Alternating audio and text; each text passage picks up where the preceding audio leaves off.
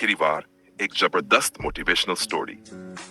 जंगल के बीचों बीच एक पुराना samurai dojo martial art school था। वहां कई महान योद्धा तैयार हुए थे, लेकिन इस समय सबसे प्रतिभाशाली छात्र था केंसी।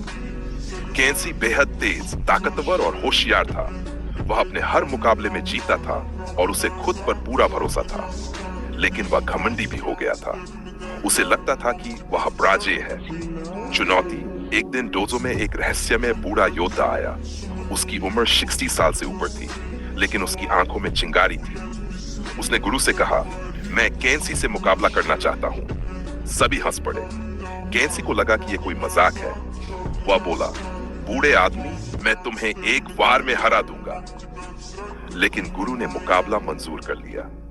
मुकाबला शुरू। अगली सुबह पूरा डोजो मुकाबला देखने आया। जैसे ही गुरु ने मुकाबला शुरू करने का इशारा किया, बूढ़े योद्धा ने कुछ ऐसा किया जिससे सब चौंक गए। वह बस वहीं खड़ा रहा, बिना कोई हमला किए। केंसी ने एक तेज वार किया, लेकिन बूढ़े ने आसानी से बचाव कर लिया। फिर दूसरा वार, फिर तीसरा। लेकिन हर बार बूढ़ा बिना कोई ताकत लगाए बस सही समय पर अपने कदम पीछे खींच लेता या हल्का सा दाएं बाएं हो जाता। 22 मिनट बाद केंसी को गुस्सा आने लगा। उसने अपनी पूरी ताकत झोंक दी, लेकिन बूढ़ा हर वार को हल्के से बचा जाता। अब केंसी थकने लगा था। उसकी सांसें तेज हो गई थी, लेकिन बूढ़े की हालत बिल्कुल वैसी ही थी, शांत और स्थिर। तभी अचानक बूढ़े ने एक जबरदस्त वार किया। केंसी की तलवार उसके हाथ से छूट गई और वह जमीन पर गिर पड़ा। पूरा डोजो सन्न रह गया।